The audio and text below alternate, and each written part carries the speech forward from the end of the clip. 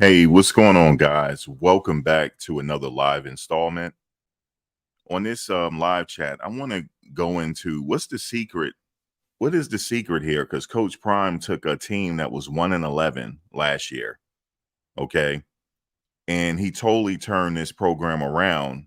Now they're 2-0. The experts before the season started, in fact, when he took over the position, a lot of people were saying that he's lucky that he will win 2 games. Some people have a winning 3 games, 4 games, whatever the case is. I had to take a step back for a second because I can't knock people that say, well, I think he will win 6 games, you know. And, I got to take a step back because maybe some of these people didn't realize that he performed magic at Jackson State. And in order for you to know that, you had to follow Jackson State to know this. And a lot of people didn't, just like I didn't follow Colorado last year. So I get it. And in Vegas, they still hasn't gotten it right yet because for the past 2 weeks, since Colorado has been playing, I have made money betting, and it was very easy to win money. And I don't bet on college sports. I'm not even an expert at betting. In fact, I don't really like betting anyway. But for this team, I am going to bet. I place a long bet for them to win the Pac-12, and then I place another long bet for them to be in the national championship game.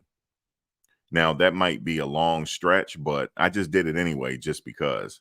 I only put a few bucks on it, but I did it just say that that's how much I believe in the team. And a lot of people are not really privy to what this secret is. Now, I'm not giving away anything because I don't know anything about the inner workings of the team or anything like that. I'm just looking on the outside in. And, I've been watching Well Off Media since they were at Jackson State. And the reason why I was watching him because you get a little bit of a glimpse on the inner workings of the team, just a little bit. You don't get the full recipe. They just give you a little bit. But you still feel like you're a part of the team because I like to watch the practices, and because that's where champions are built. It's built in practice. And so I like to watch the practice. I like to watch the grind. I like to watch the come up. And I like an underdog. I always bet on the underdog, no matter what it is. But there is a secret to his madness.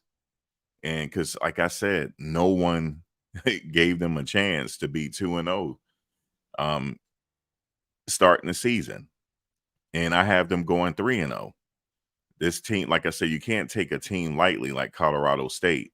You can't take them lightly. They're not going to take them lightly because they got coaches there to ensure that these players will not take this lightly.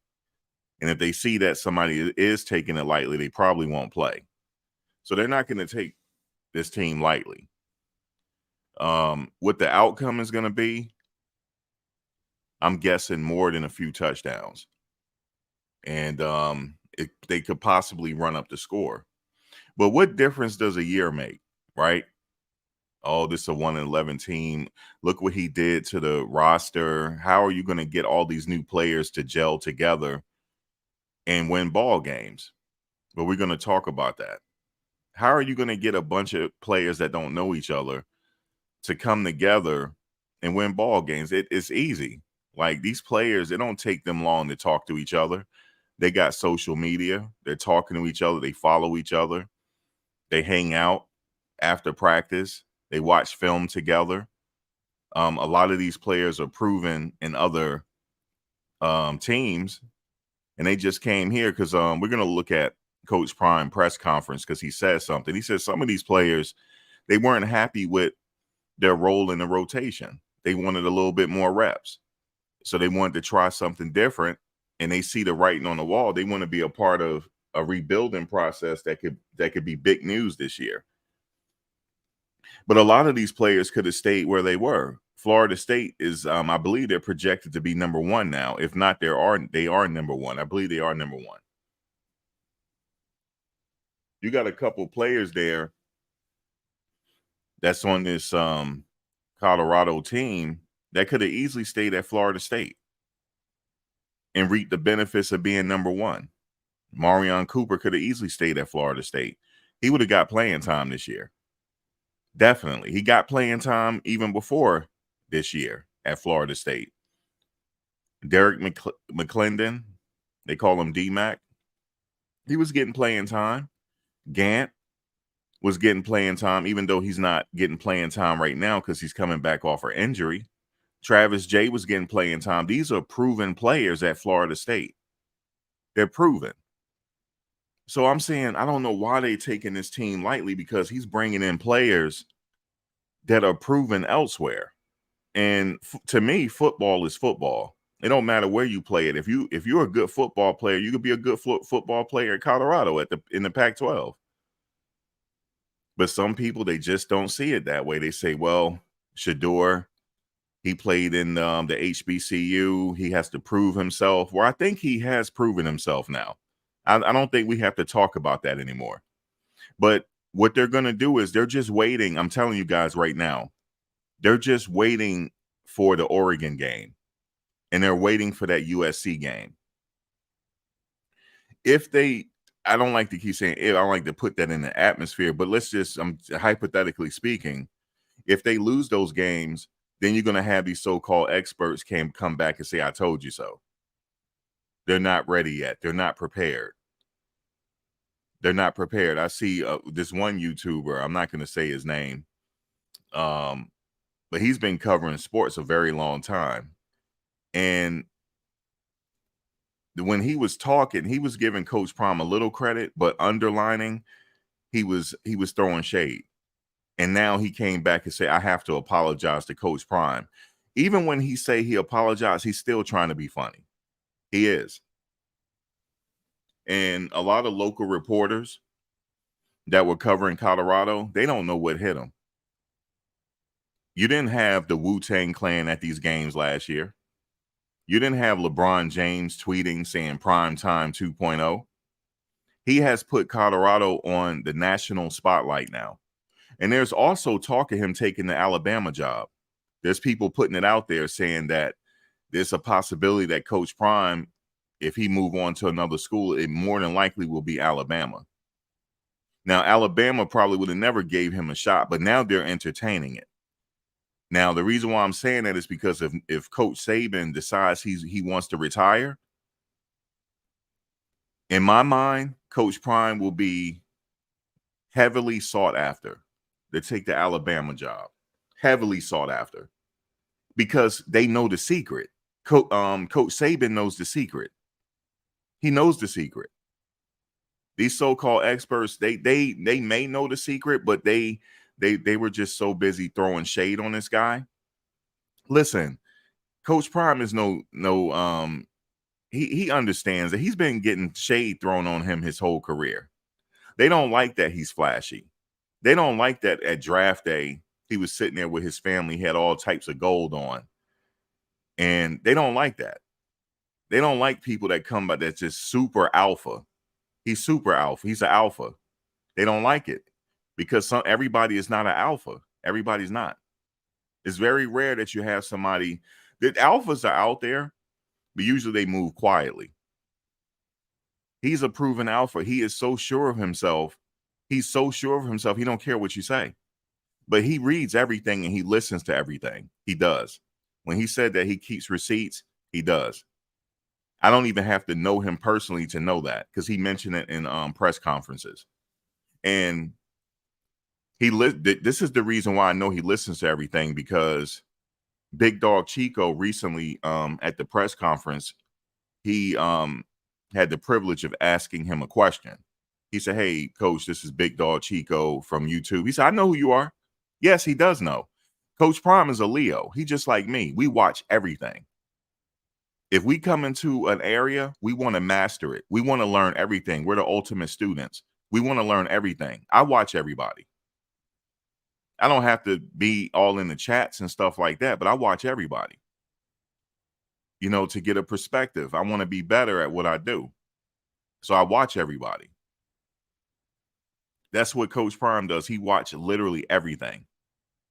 You might not think so. You're like, he's a busy guy. No, he has off time. He does. So he has a cell phone. He can skim through what people are saying. He said, "Yeah, I know who you are, brother." He showed him love. It's no secret that he showed Life in Football love because he watches him. And Life in Football is a very inspirational channel. You don't really have to go there to listen to him talk about football. When he sit there saying how whatever dreams that you have, pray on it, that can uplift anybody. It's no secret why everybody knows who he is now. That's no secret. He's shining. He's shining. And we need more people like that. That's why Coach Prime watches them, because he gets such a lot of hate. He take notice of these people that's giving him credit. He doesn't need anybody to give him credit. I mean, his resume speaks for itself, but he does acknowledge when people have his back. He does, because he's on an island on his own right now. He's on an island. People want him to fail, but that's not going to happen. The reason why it's not going to happen, we're going to get into a second what the secret is. Everybody, the people in the know, they know what the secret is. They know. There's many ways that you can look at this on why they're so successful this season. I wouldn't have bet money on them if I think that they were going to lose. I wouldn't bet money on Colorado. But I know they're going to win. I know this. Now, do you win some? Do you lose some? Of course. Of course. But I would never bet against them. Let's go back in history for a second. We have to go back in history because history repeats itself. We see this right now when you study the fall of Rome. Just study the fall of Rome and look at where we are now as a society. We are crumbling from the inside out again. And if we don't correct it, we will fall and break into fractions like Rome did. Rome is still around, but it broke into fractions in several countries. Why? Because they were having inner turmoil from the inside. And it took them many, many years for it to fall, but it was going to fall. It was inevitable that it was going to fall. So if you're a student of history or you're a student of football, history repeats itself every now and then. That's why when I look at players and evaluate players, I know what to look for because it's already been done before. However, what Travis Hunter is doing, that's very rare. I have never seen that. Never seen it. And I know you can bring up a bunch of players and stuff like that, but not like this. I have never seen nothing like this. Yesterday's game, he had a quiet game, but he had a very quiet and efficient game. Why do I say that? Because number 7, he's not a bad quarterback. Now, if you look on the outside in and you judge him from the last 2 games, you think that he's a bad quarterback. Number 7, Sims from Nebraska. He is not a bad quarterback. He could not throw to his wide receivers because Omarion Cooper and Travis Hunter locked them down. You would have thought Revis Island was out there. Everybody know who Revis Island is. I'm a Jets fan. You know, he just went into the Hall of Fame, Darrelle Revis. We used to call him Revis Island because you go on Revis Island, it's going to be very hard for you to catch that ball. That's what he has. He has a couple little Darrelle Revises on that team, if not better. If not better. Okay? If not better. Yes, Travis caught a few passes yesterday, but that's not what I was looking at. I was looking at who he was shutting down. And number 7 looked Travis way, but he could not throw it. The coverage was so great. He could not throw it. He had to be careful throwing in the center because he did his homework on Shiloh Sanders.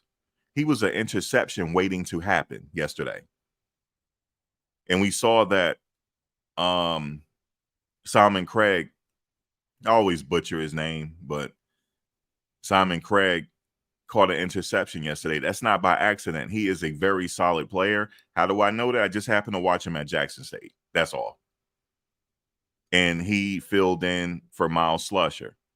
He was he's just as equal. Miles Slusher is a beast. I hope he comes back healthier than ever before.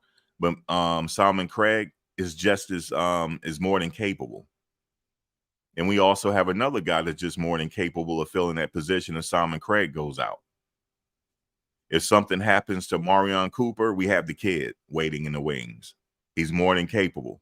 He will make his debut at one point. At some point, he's going to make his debut. And he's going to do something crazy on that field. I just don't know yet. I don't know what he's going to do. But when he get on that field, he's going to be so itching to play. He's going to catch a pick. Travis Jay said that he's coming back. Oh, that's very dangerous. He's proven already. We don't see Coach Prime don't have to get him to prove himself. He's already proven himself. He already know what type of player that is. We don't even have Gant back yet. Imagine Gant and Juju and them out there. Oh my God. The run will be stopped. It will be stopped at that point. We won't have to worry about stopping the run. It will be corrected. It's going to be corrected even if they don't play. It's eventually going to be corrected. But it's going to be corrected. So let's get into this secret really quickly. Coach Prime, he took over the Colorado Buffaloes, right? Oh, he's an HBCU coach. He hasn't proven himself. Even though he has a gold jacket, he knows how to win. But don't worry about that. Even though he played with Bobby Bowden, don't worry about it. He went and got Charles Kelly, right? The defensive coordinator and also the safeties coach. Charles Kelly, most recently, the associate defensive coordinator at Alabama. And he was named the defensive coordinator by Coach Prime Sanders on December 6, 2022. When I first heard that, I said, how did he get him? What happened here? And once I knew he got him, I knew he was going to get somebody else. I like somebody else is coming. So Kelly was on Nick Saban's defensive staff for 4 seasons, during which Alabama posted a 47-6 record while winning the 2020 national championship with a perfect 13-0 record. Charles Kelly has a ring. He has a national championship ring.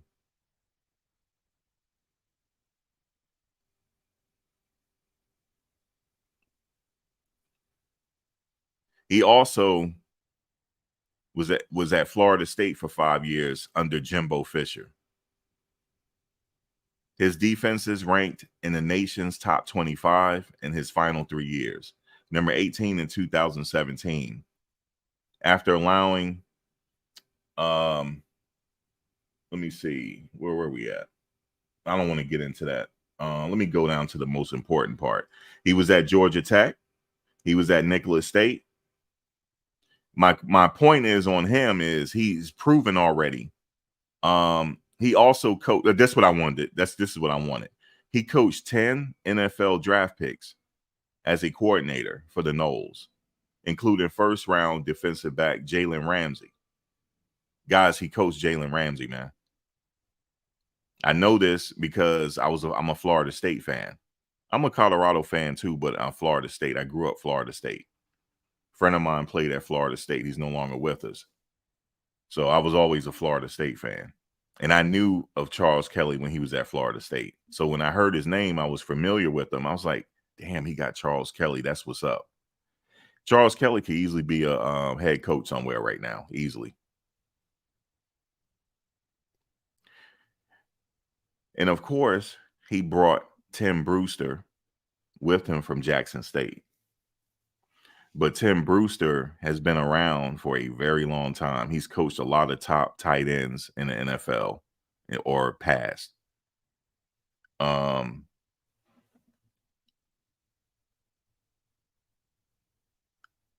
He also coached at Florida State.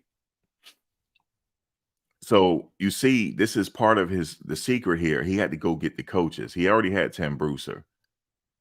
But then he got Sal Sunseri.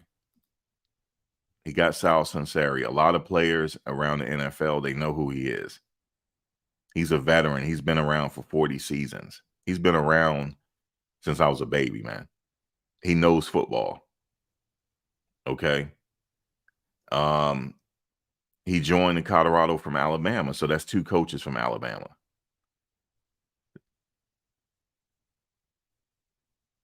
He began his coaching career at Pittsburgh in 1985. That's his alma mater. He has coached a lot of NFL players. In fact, his son is in the NFL coaching. So when as far as like the in the know of football, he's in the know. And then he went out and got Sean Lewis from Kent State, and he also got Bill O'Boyle from Kent State. Sean Lewis likes to play a fast offense, and that's what Coach wants.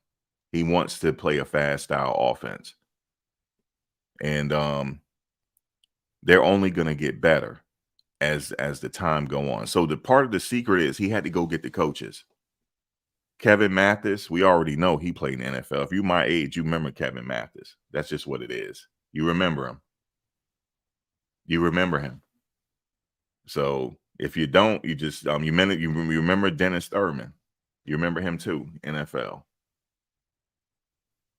Even his special team coach played in the NFL for a little bit. I believe he played with the New England Patriots, from my understanding. I believe he did. So he has the coaches, and then the rest of the supporting staff as well. That was the first part he had to do. He had to conquer that. What's the second part of the secret? He had to go out and get some grad students. He get a certain amount of grad students. He said this in an interview. He get a certain percentage. I don't know if it's 60, 40, whatever it is, but he has to get a certain amount of grad students. Why? Because they're mature, and usually they ready to go. They've already been proven at other places, and he don't have to tell them to work hard. And then he also got a few freshmen. He knew what he was getting in Carter Stoudemire. He played with his dad. He know that Carter is well coached. It's no secret that he's playing right now. You don't have an NFL dad that played in the NFL that long, and you haven't picked up anything. And then he was also well coached as well in the high school level. So he was already set and ready to go. See, a lot of these 4 and 5 star athletes, the stars don't mean anything. So he understands that. And then what else he do? He had to go out and get some JUCO players. Why do people go JUCO? For many reasons. They may not have had the grades. They may have been at a high school program that wasn't great, and nobody really knew who they were. But sometimes they go to the JUCO level and build their skills up for a couple years, and they're ready to go. So he go to the JUCO. So that is it. He got the great coaching staff, and he went out and got the personnel.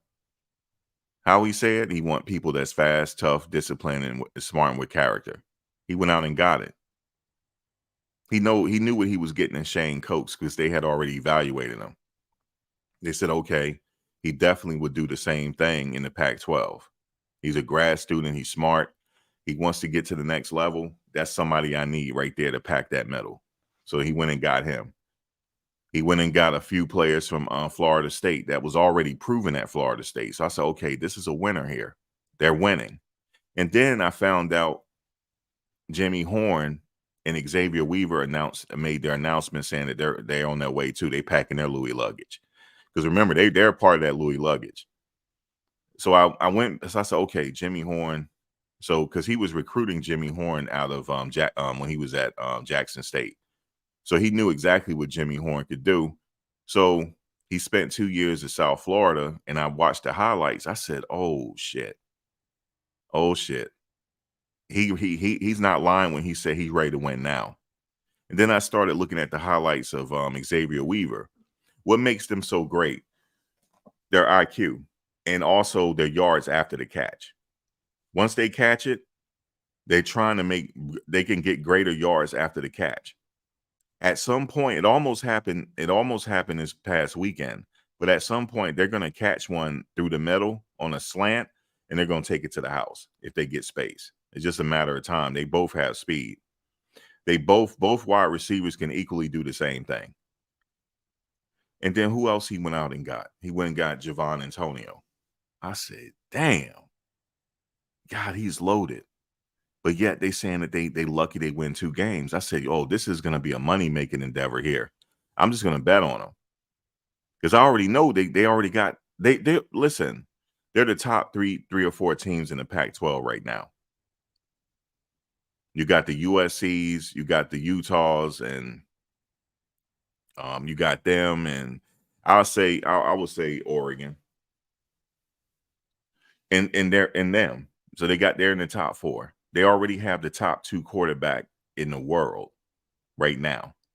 He's top two in the Pac-12. I give Caleb Williams a lot of credit because I'm not a hater. The kid is good, man.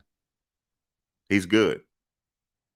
Now, who would I pick, him or Caleb Williams? I just do eeny, meeny, miny, mo, because they're both good. I'll go with Shador because I watched him play for the last couple years. I already know what he can do. It's no secret that he performed the Fran Tarkenton yesterday because he can do that. He can get on his bike. I said it before the season started. If he has to get on his bike, if that line breaks down, he will get on his bike and run.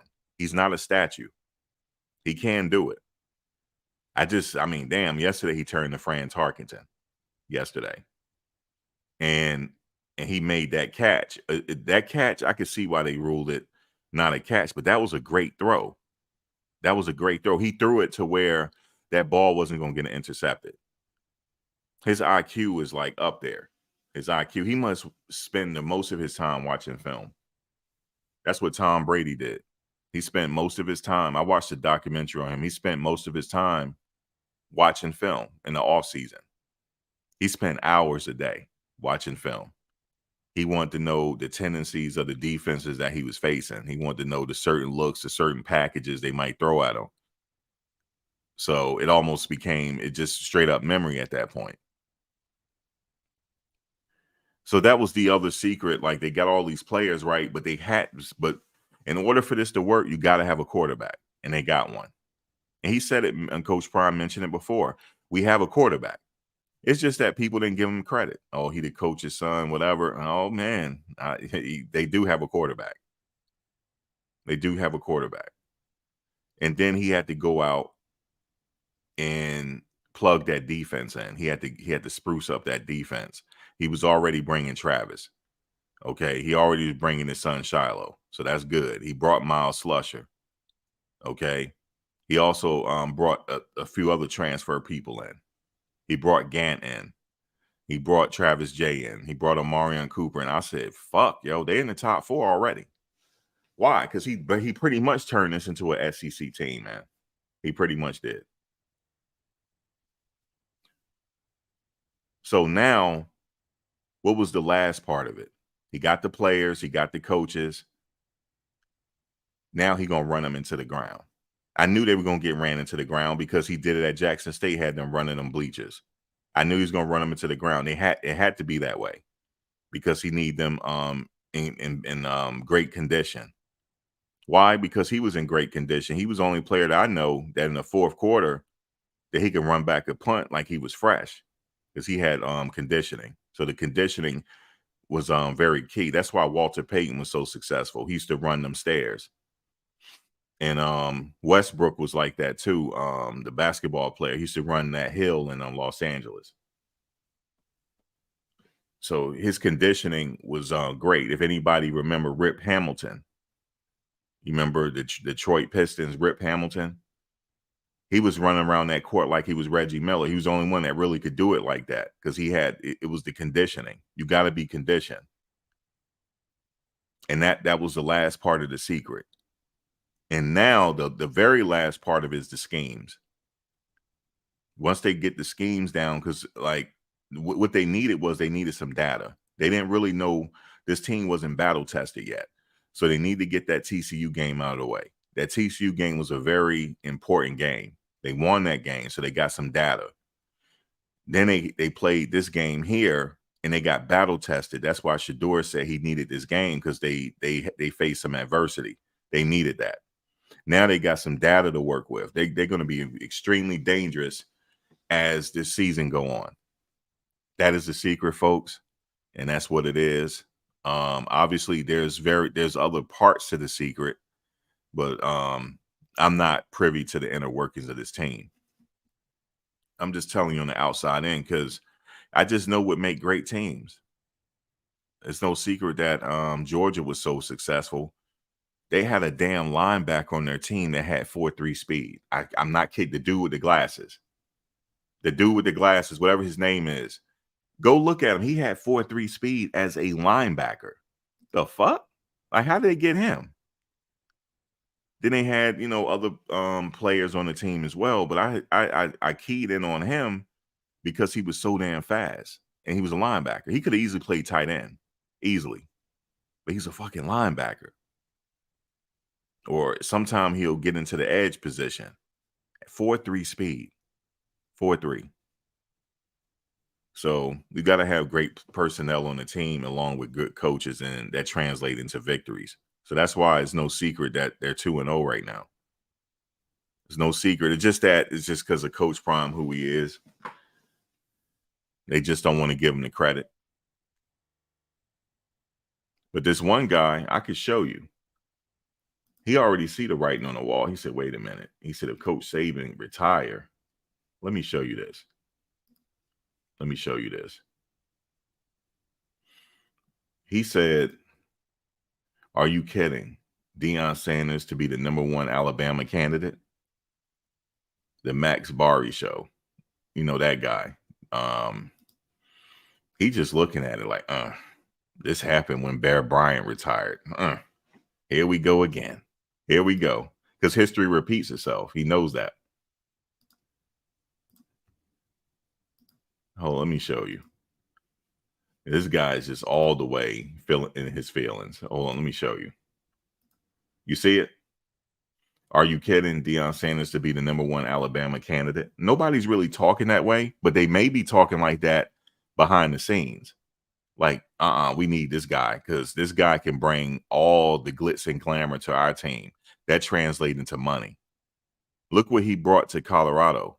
They ain't play a game yet. And their ticket sales went through the roof. Their ticket prices were more than some minimum ticket prices at NFL games. They are the biggest draw in town. I kept saying it before the season. They are the biggest draw in town. It's not Alabama. Every game that Colorado played this year is big. Every game. Every single game. You're going to have celebrities coming out. You had the celebrities come out this game. Why? Because he's a celebrity. Coach Prime is a celebrity. He knows all of them. He's a celebrity. We knew him as Neon Deion back in the day for people my age. He was Neon Deion. Even Allen Iverson said that's his favorite player. He said, fuck Deion. I don't give a damn what he say. That's Deion, yo. That's Deion. We call him Neon Deion. He's already a celebrity, so it's no secret why he brought his friends. I mean, the celebrities are gonna come just to support or whatever. Michael Irvin out there. Why? Because he played with him. He had T.O. out there. He played. Did he play with? Yeah, he played with him. I believe he did. Yeah, 49ers. He even had Tom Brady talking about it. All right, son, I know you won this game, but don't get comfortable. He's talking about Shador. It's crazy, isn't it? Like, they could have they could be battle tested, and all Shador has to do is stay on that field and find somebody. That's what's going to happen. It just eventually somebody going to break free. And what happened? Tavares Dawson. He broke free. And then that last touchdown that Tavares Dawson had was sick because he faked right and he went left and he got in the end zone. He's not a good player. Well, he was recruited by Auburn, wasn't he? So he had to be a great player. It's just that when you go to these top programs, the position rooms are so deep, everybody can't play. But that doesn't mean that they can't play. That they're not good. It's just that, like for example, like players that didn't play at Alabama, like who's going to take Kool-Aid McKinstry's spot? Who's going to do that? He's going to start. So, and then the freshman from Alabama, the cornerback or the safety, whatever he is, you're not going. It's not that you're good, but he's just great. They just have to pick the best out of the best. That's what they do.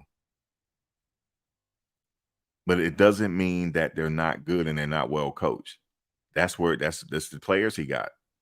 He picked up these players from Florida State. I said they're gonna dominate. I mean, they went to Florida State, man. They well coached. So that's the secret. That's the method to his madness, man. That's the method to his madness.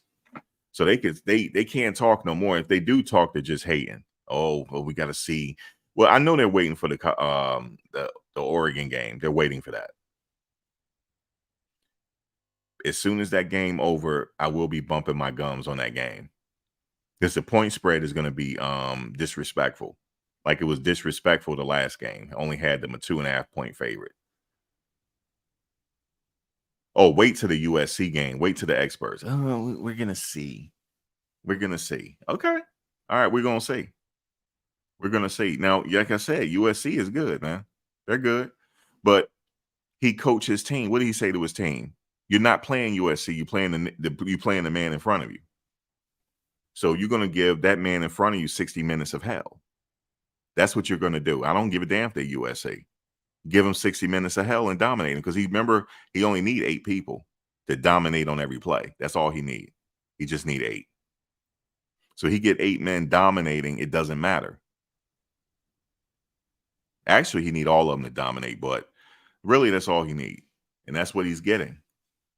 Sure, they're going to give up a point here and there. They're going to give up a touchdown. Yeah. But Shedeur is a threat every time he get back on that field. As long as you give him at least 3 seconds, he should be fine to see that play developing. And he plays, if you notice, he throws to what the defense give him. So if you're giving him a long pass, he's going to throw it. If you're playing him man, you probably, most teams probably going to play him zone now just because of all the points he put up against TCU. TCU is a good team. And he put up all those damn points on TCU. So they just going to play him zone. Like, okay, we'll play you zone, young man. That's what we're going to do. We're going to play you zone, and we're going to throw some blitz packages at you to see if we can rattle you. That's the only way they're going to get to him. They got to set him on his wallet. That's it. That's the plan. Sit him on his wallet. Operation sit Shedeur on his wallet. The most important thing on that line is that left tackle position. That's his blind side. He can get hurt there because he don't see that hit coming. So Tank could be fine. The man is 6'10", man. All he got to do is get his hands on you. And all he got to do is get angry before the game. That's all he got to do. Get angry, and that man in front of you, just be like that man in front of you try to talk to your old lady. Whatever you gotta have bad thoughts before the game, and he'll be fine. Just be like the man try to holler at your old lady or something, or he say you ain't shit, or something like that. For him to get angry, if you notice when they were walking in with their suits on, look at his face. He was already zoned out. He was already angry. He already had the spirit of Orlando Pace. Let me tell you something, man. Orlando Pace, Anthony Munoz, they're the gold standard. The Pouncey twins, they're the gold standard. Why do I say that? If they could just get their hands on you, it's over. If they get their hands on you. Did you realize Orlando Pace, offensive tackle, left tackle, he was up for the Heisman Trophy as an offensive lineman? You know that? So imagine how good he was. Do you think he surrendered a sack? And he was up for the Heisman Trophy that year? No, he didn't surrender a sack. His man did not hit his quarterback at all. He just need that spirit. He just need to be angry when he get in there. Like, you're not touching my quarterback. I don't care. If I got to take a penalty, I don't care. You're not touching him. And I like what Savion Washington did yesterday. I'm okay that they got that 15-yard penalty. I'm okay with it. Because he let that player know, you ain't going to sit up here and mess with my player. You're going to have to deal with me. So I love that penalty. I loved it. And I could see Coach Prime shaking his nodding his head up and down. He loved that penalty. Fuck the 15-yard penalty. Shedeur got it back anyway. But you're not going to sit up here and be disrespectful and take no cheap shots and throw my player down. You're not going to do that because now you got to deal with me. I loved it. Savion Washington, that was beautiful, man. That was beautiful. You are not going to throw my player down and have no unnecessary roughness. So I'm glad he took that unnecessary roughness call. Good. Because that shows he got attitude. That's what it showed. He was angry. That's right. I am going to whoop your ass for 60 minutes. That's my goal. I can legally assault you in this game, and that's what's going to happen. You're not getting to Shedeur at all. I don't care. You're not going to get to him. Now, the guards position. Oh, Lord. There's that one guard. Jack Bailey is good, man. He's good. Because I seen him when Dylan Edwards broke that run the first game. He was right there, 30 yards up. I like to see that. I was like, damn. He reminded me, you remember that offensive lineman? You remember when Beast Mode ran that sick play that time? And the offensive lineman was with him all the way up to the 50-yard line. Remember that? Oh, shit. That reminded me of that. Man, I love when offensive linemen go at it.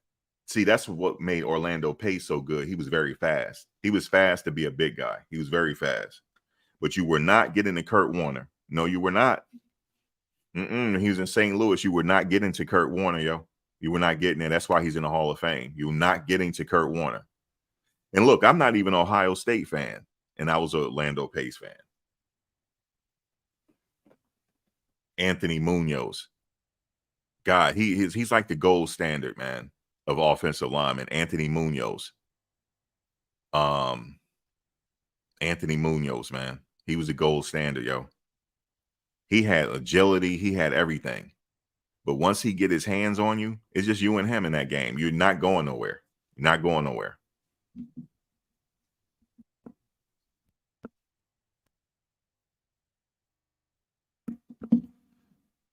So they just need somebody with that spirit on the team. They got it already, because when I saw a Tank going in for the game with his suit on, he looked angry. He looked like he looked like he was just ready to kick some ass.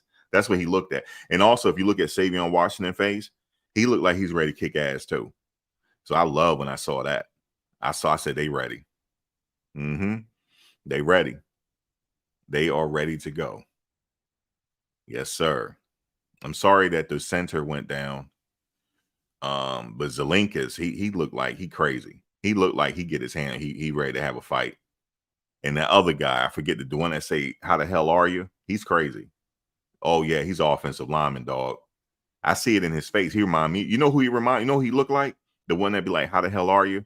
He remind me of Jumbo Elliott. They look alike. They both had that same grimace on their face, like they getting ready to kill somebody. Yeah, he remind me. He got that look of Jumbo Elliott.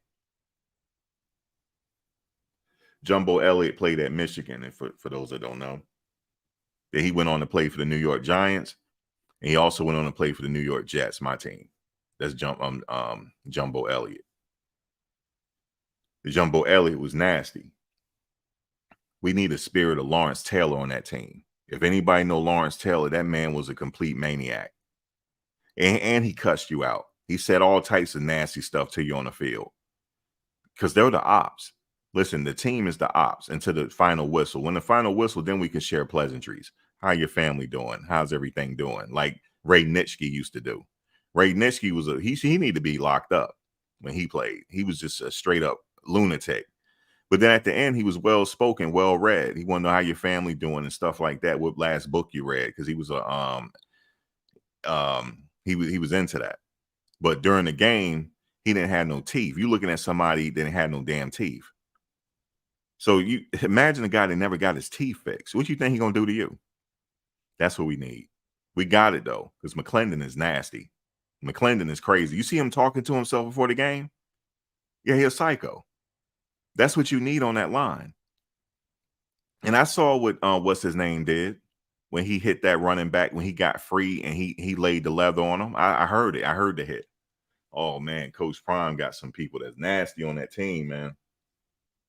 Give a damn we playing USC. That man in front of me getting ready to get assaulted. I don't give a damn we playing USC. So what?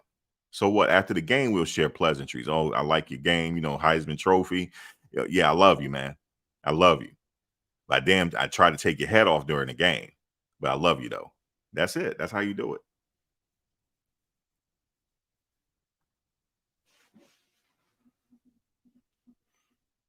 I like Jimmy Horn's attitude. You ever see him before the game? He just smiled. Listen, he had gold fronts in his mouth during the game, yo. You don't think he gonna blow you? Fuck, yo. It's a mentality you gotta have, man. He got it. He got it. It was just a matter of time before he catch one. They got too many weapons. Shador has too many weapons.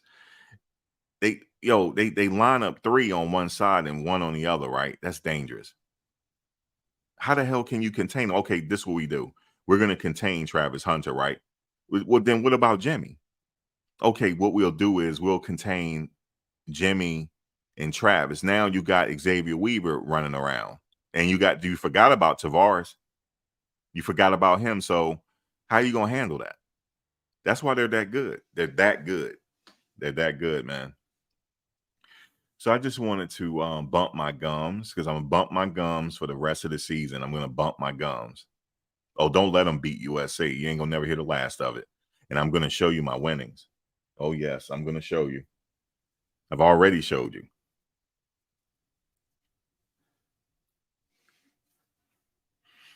Yes, indeed. See, Coach Prime said it before. He said, "Look, I need to win now. I'm 50 some years old, dog. I need to win now. I'm not trying to rebuild." He could have rebuilt the team like Matt Rule. He could have did that. He could have pulled a Matt Rule. Okay, guys, all right, you're the team here. What you need out of me? He could have did that. He could have did that. You know, he could have performed a Matt Rule. You know, he could have did that. And let me tell you what happened. I wasn't even at the game, but I was listening to Life in Football, and I was listening to Big Dog Chico, right? So I'm going to see what was happening. So they said before the game started, Nebraska was feeling a little frisky, and they were in the way of Shador and them working out. And they said they kicked a punt that almost hit the coach. I said, "Oh shit!" Now Shador don't got mad. See, all great players, they looking to get mad about something. He was just looking for something to get mad about. You see what I'm saying? That's the type of player he is. He quiet, but he want to kill you at the same time. He's a what you call a silent assassin. So he was just looking for something. And then he was like, "All right, God, we're gonna have to go out here and fix it and do something to him. We're not letting him win this game." That's it. It was serious, man. It was old school jaw jacking going on. You see how Shiloh caught that penalty? Because he was jaw jacking. They were the ops at that particular moment. That's why they would jaw. I knew it was going to be penalties. I just didn't want a lot. I knew it was going to be some penalties, some unnecessary roughness. That's the game, you know. You're going to have a little unnecessary roughness, you know. You're going to be a little jaw jacking in the trenches, you know. I remember back in the day, we used to get intimate about each other's mother in the trenches. Yes, we did. Yes, we did. I wasn't proud of the stuff I used to say. Yes, indeed. Your mother looking really good in that stands, just to get in his head, and he get angry. Then you go ahead and whoop him. That's what we used to try to do. We didn't give a damn we winning or losing the game. So it's that old school approach, you know. Then after the game, you know, that's it. You leave it on the field, you know.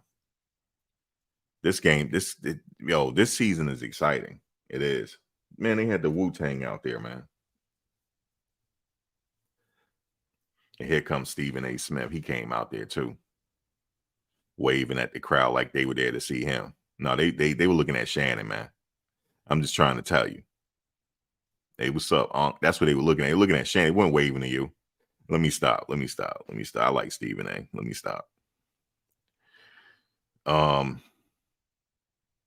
What did Skip Bayless say? And you know he loved to throw a little shade. He said, "I'm not betting on Prime. I just know that. I'm not betting against him." He said it, man. We coming. That's what he said.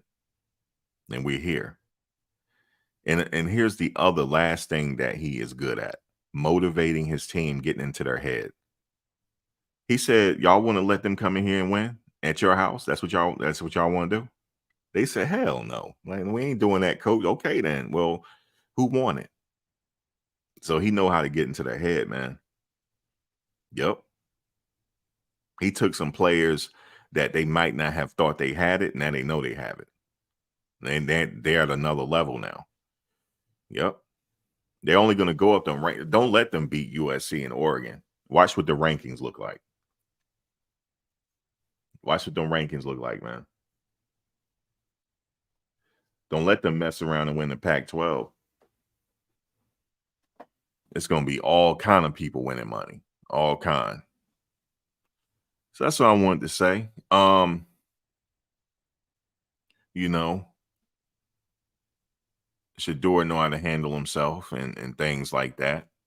You know, he said people getting disrespectful with his father, and you know he ain't like that because he old school. He got that old school mentality. Now you're not gonna disrespect us and think it's gonna be friendly. No, and then he was just looking for one more thing to get upset about. And then the Nebraska player, he approached the Nebraska player. That's just him psyching himself out to get ready for the game. He was just looking for something. He found it. And that's what it was, man. You're not going to be out there in the way of our preparation. We weren't in the way of your preparation. So he took it personal. That's what it is. So it was competitive for a little bit. Then I knew that they just had too many weapons to finally break through. That's just what it was. Some people are saying that they gotta stop the run. I just said Gant, he ain't back yet. Wait till he get back. They got Juju out there. Wait till he get back. Then you'll see. But the players that we have now, they just got to tweak it. They'll stop that run. It ain't nothing. They'll stop it. You know. I'm waiting for that USC game because Caleb is very exciting. You know, he likes to scramble and do all type of Superman stuff. You know, we just got to get somebody in his face. That's all. We get somebody. It'll be somebody ready for him. You know, like that. And that's pretty much it. You know, not taking nothing away from him though. They ran up the score yesterday, didn't they? You know, how's everybody doing? Everybody doing all right? You said also Tyler Brown is coming back. I haven't heard. Is he coming back? Did they approve him to play?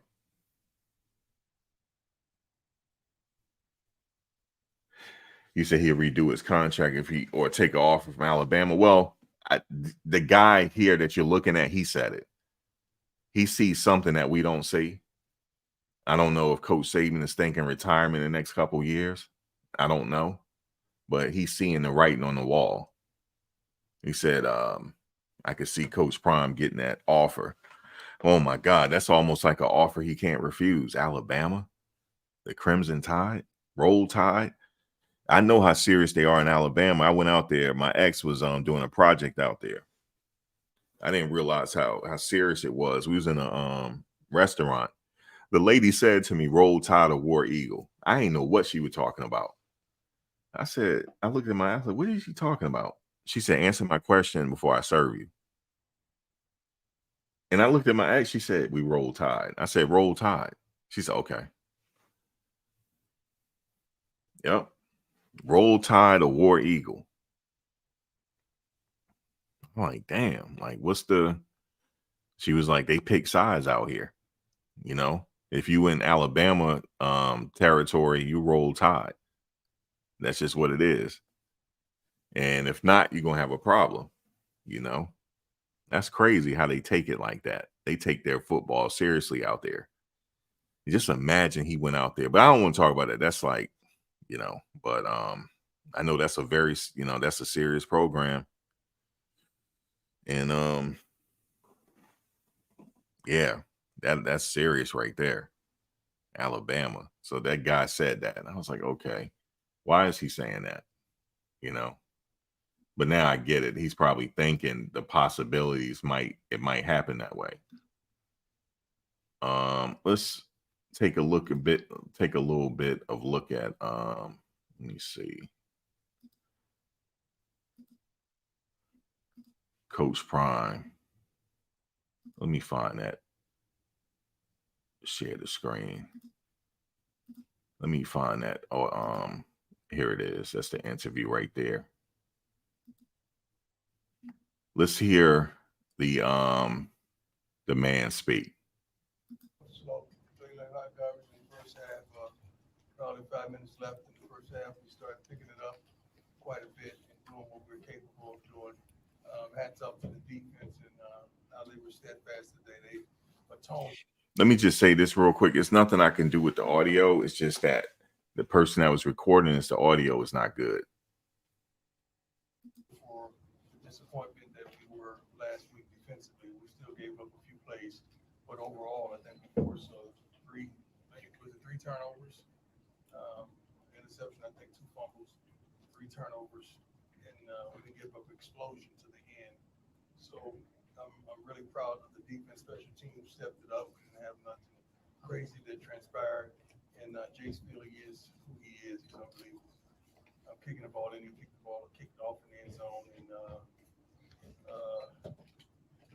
we fighting the ball really well too. I think we got a couple inside the 10. So coaches did a great job. They called a great game.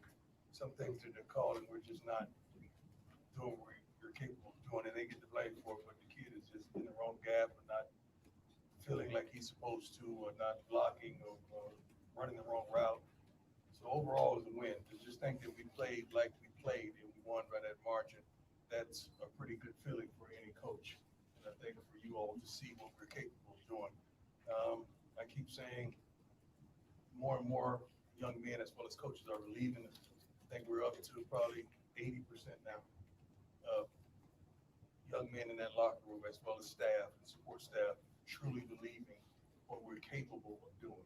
It's not believing in me, it's believing in what we're capable of doing. That was the question I posed to the last week. It wasn't about me, it was about the young men and what we possess. Let's go. Ariel. Ariel Rizzuto, 9 News. After last week's win, the talk was just about truly believing and really kind of the us against the world mentality. Right. After this week's win, it was a very different type of win, more decisive type of win. What is the mentality this week? We didn't just want to win, we wanted to dominate.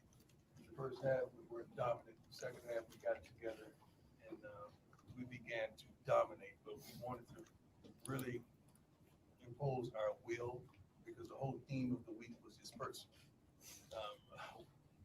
One of the funniest moments in the during game after Shedeur took his helmet off after he made the tremendous scramble, like a Heisman type play. And I went over and said, you cannot do that. You cannot take your helmet off. He said, Dad, it's personal. And I was glad I just bent over and laughed my butt off because it was. You see how such a silent assassin Shedeur is? He took his helmet off and got a he got a penalty, right? He said it's personal. Like, what do you say to that, man? Like, damn, okay. Because he kept saying all practice to his players is personal. So he believed them. It's personal. You know, you don't be disrespectful with us. Yeah, it's personal. It's personal, coach. All you can do is just laugh at that. In the moment that I was really upset, and he broke the monotony up with his personal. So they really took it to heart, that whole theme of the week. Yes, sir. Hey, Coach McMillan, Fox City How One. you doing, man? You been better? I'm doing a little bit better. Amen. When we met with you in the spring and we first asked you about Shedeur, you told us that growing up his nickname was Grown. Yeah. We just met with him and he said when Nebraska came out, Matt Rule and the team, they had a meeting, on the Buffalo, and he went in there, disrupted, and he said, he talked about my pops, and I took that personally. That's right. In the second half, he leads your offense after a slow start. As a father and as a coach, how proud are you when you watch these moments where he takes leadership upon himself and represents not only the program, but also your family in these moments? And also how. Let me just answer that. He's been doing that. It's nothing new. Yeah, he's been doing all that. Which is great. Yeah, His one prime at a time time. stuff. I'm 56 years old. One at a time, man. One at a time. Give me one question at a time. I can't remember all this. As a father, I'm really proud of him. I'm proud of Shiloh as well as Junior as well, doing what he does for social media. He's very mature. He's always been very mature, very astute. He studies his butt off and he's prepared. I'm not happy that he's written a 7 sacks, I believe, today. But once we got it going and he got his rhythm, he performed greatly. But to take the onus on himself when someone talks about me, that's how he grew up. Someone talked about my kids, I handled it. That's the expectation of a father, not a baby dad. The father, I'm a real father, and I take pride in that. And I try to teach my sons the same. But overall, as a coach and as a father, I'm truly proud of all 3 of my sons and what they contribute on a daily basis. Yes, sir. Just talk, man. Okay, just your thoughts on seeing the scene out there, both before the game, during, and then afterwards.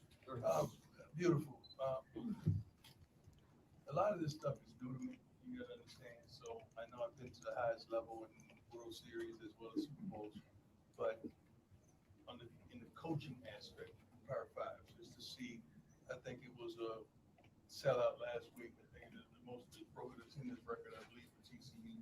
What we accomplished today, and to see that many people that came to see us perform, it was tremendous. Not just the number, but the energy and the love, the expectation. I love that. I really did. I'm driving over to the set for the big noon kickoff. It was phenomenal. Just feeling the energy of the student body as well as the fan base here was unbelievable. That was my first time. We didn't get to really feel it in the spring because it was snow. I didn't want to go out there. It was cold, so I didn't really get to feel it. But we felt it today, and I'm pretty sure the kids gonna have a good time. Hopefully, they go get a nap and then wake up with some energy and they can celebrate with their families. Great question, though. Yes, sir. Randall Williams, Bloomberg News. I've spoken to a number of local businesses, economists, and no one has quite been able to measure the impact that you've had on Boulder since you arrived here. Can you talk to me about that and what you expect? I think we're gonna measure the impact. That's business. So we're gonna measure the impact. It's hard to say what that means or what that is. We're just happy. The thing about it, I'm not really thinking about the economical impact. Really, I'm thinking about the social impact. I'm seeing more African Americans than I've ever seen before, sprinkling throughout the stands and the stadium and restaurants and everything, and I absolutely love it. The thing about sports, the thing about competition, when Shador's out there doing what he's doing, and Travis and Xavier and all those guys, they're not like Colorado Buffaloes, they're just Colorado Buffaloes. And we all come together, and I think we're bringing people together, we're uniting, and that's the part of it that I adore. I truly do. Thank you. Thank you. Coach Brian Howe from the Daily Camera. What's going on? You had a couple guys like Chick and Cam that didn't play a whole lot last week, but had big impacts today. Does that help with that belief that more guys believe when they know that they're going to get their shot? Well, you got to practice. You got to practice and prepare in order to get your shot. You can't just think you're going to get your shot and you're actively meandering around practice. Chick has really been in the playbook. He's a Fort Myers boy, so I have a vested interest in him. I want to see him do well. He's my homeboy coming from the hometown. And Cam played for me in high school. So I definitely want to see these young men go out there and perform. But they had to get it together and practice before we were able to put them on display for the whole world to see it. Both of them came up big, and Chick was starting in tears at halftime. He was just thanking me for giving him an opportunity. I'm like, you earned that, my man. You earned that, and I'm proud of it.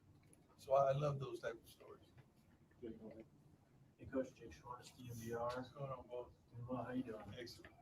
How would you describe the connection that Shador and Xavier Weaver have? Shoot, they see the stuff that you see on the field. I see in practice. I've been saying this for a long time. Everyone's just getting an opportunity to see it. Xavier, man, is a dog, man. He is a go-getter. He wants that ball. He high points it. He can get deep. He's great off the jam. Great run after catch. He's really a return man as well. And the kid loves the game of football. So I promise you, you're going to see a season filled with that because that's the kind of kid he is, and he loves to compete. He loves to compete. Hey, Coach, Eric Christensen from CBS Sports Colorado. How you doing? Yes, sir. How you doing? You said the defensive tone for their performance last week. You said the theme this week was it's personal. They played like a unit who really took that to heart. Can you speak a little bit more about their Yeah, performance? I mean, they're not happy or satisfied with how they performed last week. That's not indicative to who they were. Coach Kelly called it an excellent game. I'm hearing it on the headset. Guys got out of their gaps. They just missed tackle. They just didn't do what they're capable of doing. But today, early on, just starting out the game the way they started was phenomenal. And they truly believe that they could be a dominant force. Mix in a few more sacks and pressures and keep the quarterback in the pocket. Coach Kelly went crazy when that guy slipped out of the pocket. I wish you could have heard it. He was about to lose his mind. But overall, they really played well and we're proud of them, but we still have to fix some things if we want to be who we want to be. Coach Matt Smith, one for the fan. Could you evaluate Shador's decision making today? Felt like maybe a couple times pulled on the ball, even he admitted it. Yeah, you gotta understand, when Shador holds onto the ball, it's not just he just holding onto the ball. Somebody probably ran the wrong route, or somebody was signal, or something happened. He never just sits back there to hold on to the damn ball. And his read may be here, but you may see a guy wide open over there, but that wasn't his read. They probably blew something, but that was his read. So the thing about him, I used to question him all the time, especially coming up in high school and coaching him, because I was calling the plays for him. But then when I watch the film, I understand what he's saying. So I've learned to not. Once that get better, like the missed assignments and stuff, they're gonna be really dangerous. That's probably what happened. It's like, okay, he expected the receiver to be here, but he wasn't there. That's only going to improve throughout the season. Not too quick to judge him when I don't see the full picture, because he tells me what's transpiring. Coach, Romy Bean, CBS Sports. How you doing, girl? I'm doing well. How you doing? Excellent. Well, one thing that seems to continue to stand out is the mental fortitude of this team. I mean, last week it was going toe-to-toe with TCU. This week is finding a way to win despite that slow start. Can you just speak on the mental strength of this team? They're mentally tough. I mean, we look for smart, tough, fast, and disciplined young men to fill our locker room and our roster. And the majority of them feature several of those characteristics. I'm proud of them that they don't tire. You know, they don't have a pity party. You know, coach hates to hear the word "my bad" on the sideline. You hate hearing that, but they're really upset when they know it's their fault and they made a tremendous mistake to allow their team another possession. But they're getting it. I mean, they're getting it. It's on our second game in, but they're getting closer and closer with every day of practice and every game. I'm proud of them. I really am. Hey, Coach, Brandon Purcell from KOA, your radio partner. Looks like College Game Day may be coming here. Big noon on Fox is coming back. You said this is new to you. It's certainly new to a lot of No. folks around here. The media ain't new. Not I mean, that's coming. College Game Day hasn't come to Boulder very often. They don't go very many, they want to go 12, 13 places a year. So how satisfying is that? You tell these kids, come here, we're going to build something special. And It's already happened. College Game Day came to Jackson State. So it's like something that that's something that he's used to, so. coming to fruition. Well, we expect it. I know it sounds kind of boastful. It sounds It's crazy how they thought that he wasn't normal. He's not normal. You're not looking at a normal coach here. This is not normal circumstances. It's not. This is like a once in a lifetime circumstance here. Usually Gold Jackets don't be coaching, man. It's very few that are coaching right now. You got Eddie George coaching, and you got Jason Taylor coaching in University of Miami, defensive ends coach. Normally, you don't have him coaching like this. Maybe he will encourage more to coach, but these players like Michael Irvin on the sidelines, these players know how to win. They could just tell the wide receiver, hey, look, you cut here, do this. I need you to do this. They can give him all type of advice during the game. I'm pretty sure they did in practice when he was there. I'm pretty sure he told them some things. I didn't like what I saw here. Do this. You got to – I remember what T.O. said something to the receivers. You're going to have to mask what you're doing. I could tell. He said, I can almost tell that it's going to be a run play by the way you lined up. You got to line up the same way. Or something he was saying. It was just like little stuff like that. sounding arrogant. We truly expect that, and that's why those kids come. They want the biggest stage, and they're getting that during the week. And the numbers justify it. What numbers did we have last week? Over 7 million? 7 million viewers on Fox. I think it was their biggest opening day in their history. First game out. So, shoot, I'm pretty sure these numbers are going to justify it as well. College Game Day just made it official, by the way. Hey, man, you go, girl. You go, girl. Way to get that. I don't blame him. I really don't blame him. I don't blame him. Yes, sir. Hey, Coach, Donnie West from Big Dog Chico YouTube channel. We've been following you from there. Yeah, I checked you guys out. You never once doubted you. See, he talking to Big Dog Chico now. He said, "Yeah, I checked you out. I see everything." Yep.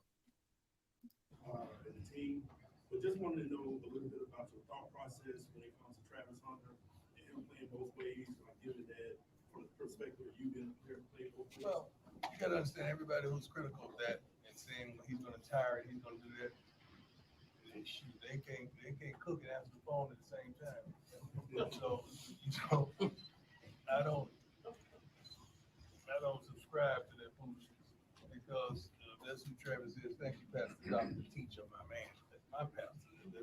When your pastor bring you some water, you know you got it. Love you, Pastor. But Travis is he's special. He has a tremendous gift, and he wants to play. He loves to play. 6 o'clock in the morning, probably 5:45. I get a text every game day. Let's go. That's what I get from Travis every game day. Let's go do this, coach. So I love him like he's my son. I treat him like I would if he was my son. But he's a tremendous player, and you got to put him on display. Consistently put him on display. He loves to compete. That's what I was waiting on. So I'll end it there. I was waiting for him to talk about. I was waiting for Big Dog Chico to answer his question and Coach Prime to talk about Travis. Travis is like a once in a lifetime type of situation. You gotta let him do it. If he capable of playing both ways and all those snaps, and he's not tiring out, let him do it. Because we damn sure gonna need him against USC. We're gonna need him to do that. Damn sure gonna need him. Because I guarantee you, whoever that wide receiver is gonna get shut down. So we need him to shut down Mr. Prime, because I call him that because he act like it. That kid from USC that was running back that punt, I thought it was Prime out there. Yeah, definitely gonna need somebody on him. Definitely, he's a freshman too. Definitely gonna need somebody on that freshman. Definitely.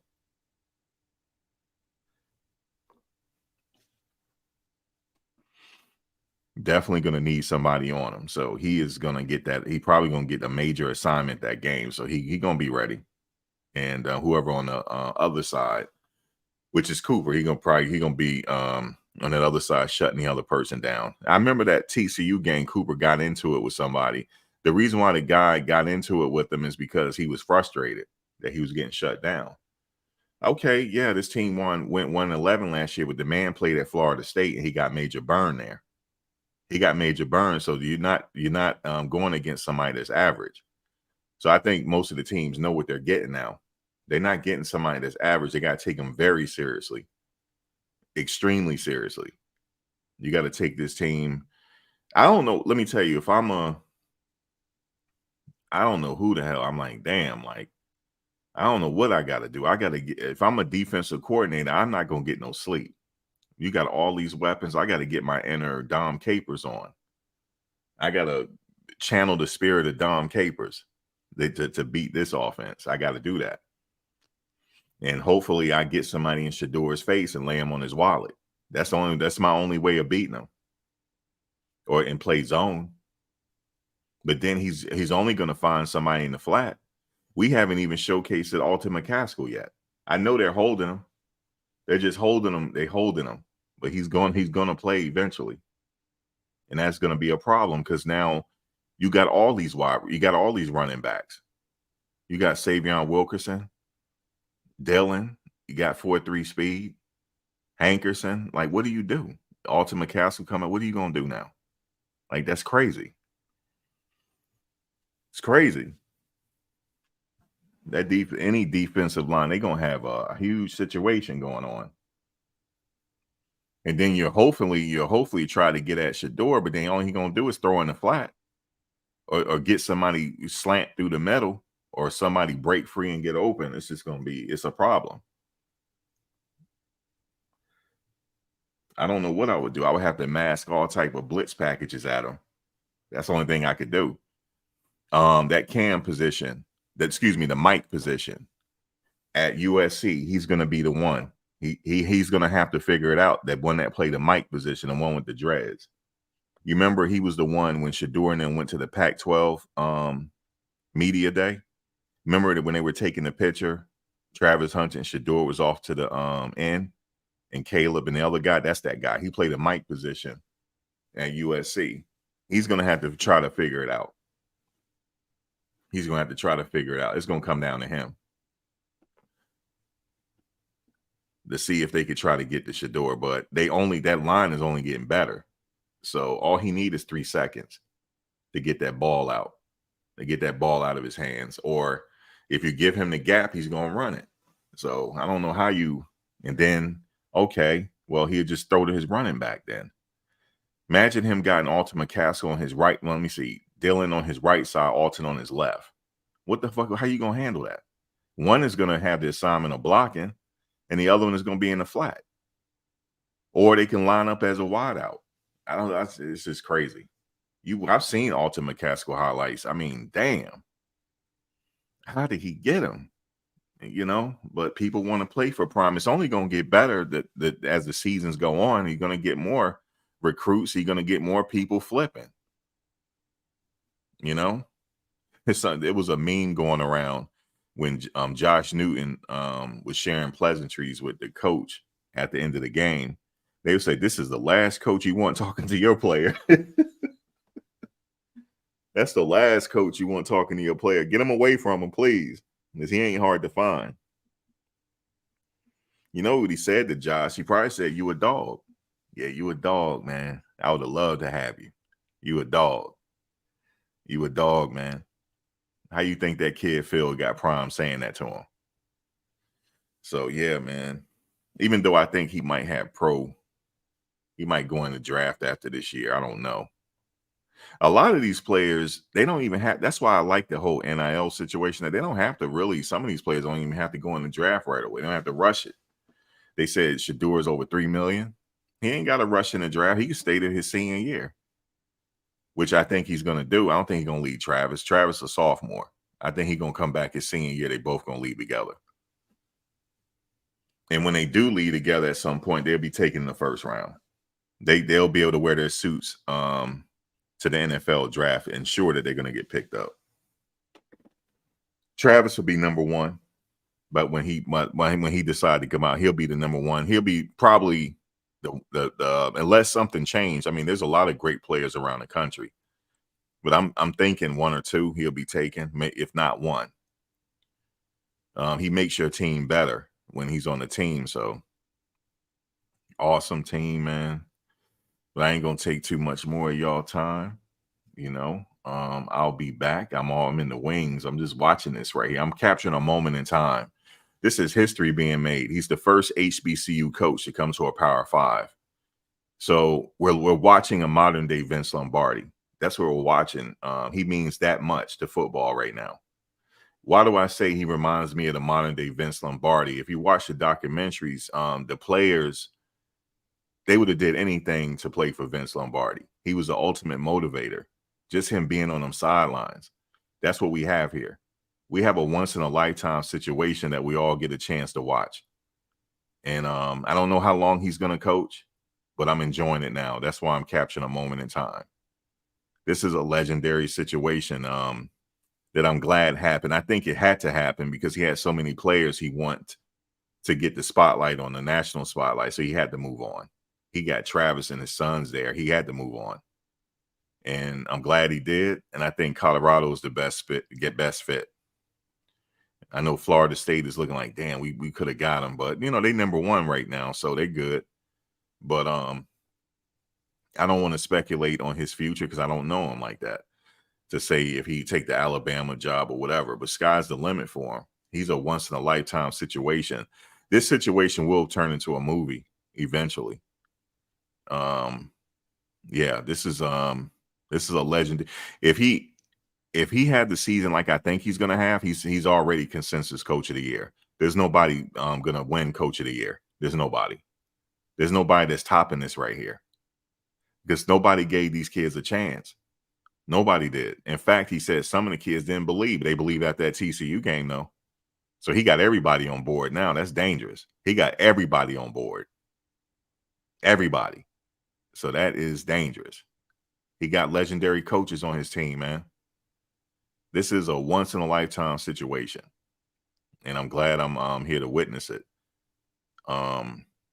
He got a prodigy for a son. Shador is what you call a prodigy. So like I said, the only thing is I hope nobody get injured. Football is a rough sport. and injuries are part of the game. But they're very deep though in every position, so they should be fine. But yeah, man, this is a once in a lifetime situation. Yeah, Shiloh does have 2 years of eligibility because a lot of people got an extra year because of the COVID year. Yes, he has 2 years of eligibility. A lot of people were down on him too. Like, oh, no, he's in the right place at the right time all the time. You always see him at the right spot. He's always there looking to either knock somebody's head off or stop what's going on. So he's well coached. Coach Prime he got these kids well coached, man. And Shedeur has not even had another coach but him. They're well coached. Of course, Tom Brady gave him some type of information. Of course he did. Of course he did. You need to change this, this, and this, and you'll be fine. If a linebacker is doing this, you know what's getting ready to happen. He's masking a blitz. A blitz is coming.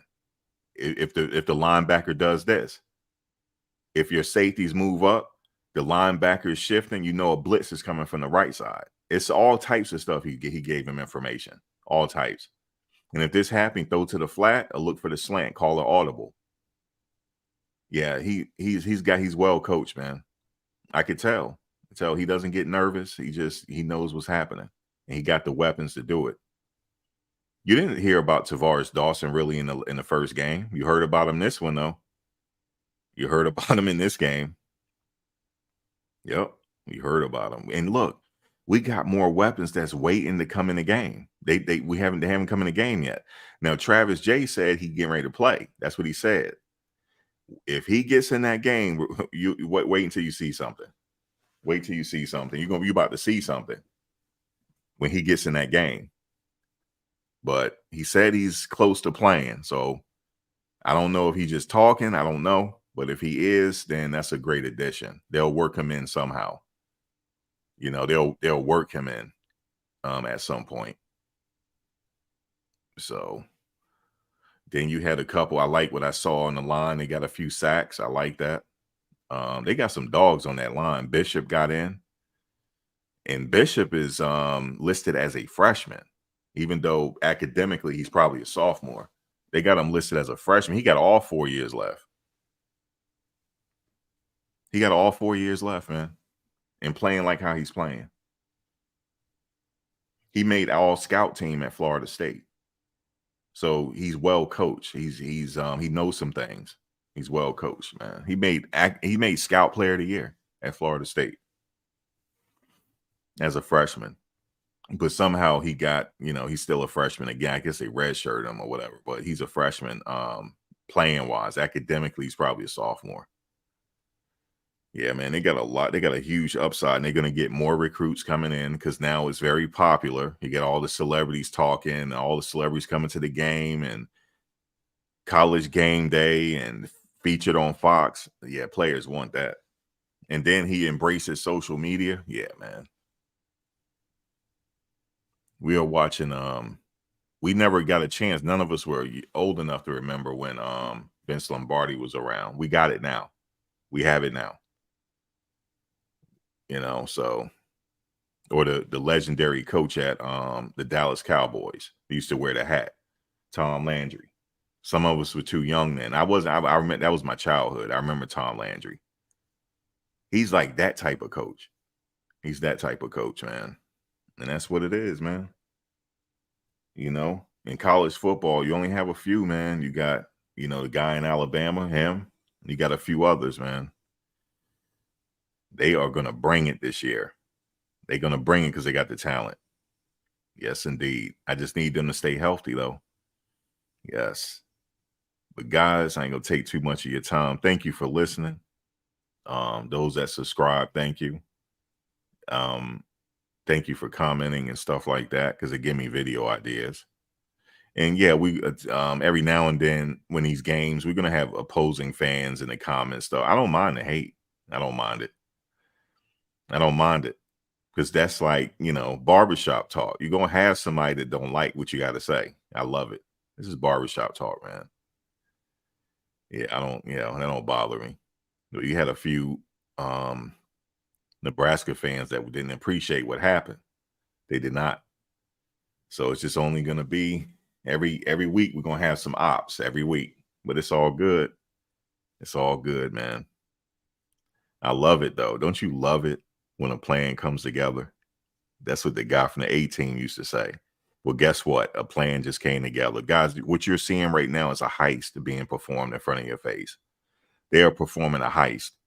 I said it. They're going to perform a heist in the Pac-12. A heist is coming. A heist.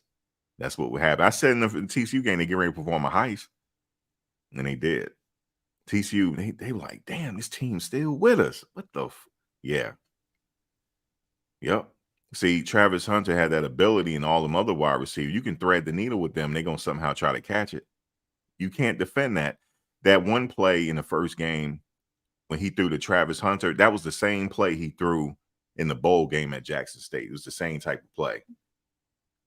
And Travis caught it, but Josh defended him perfectly. It was nothing he can do.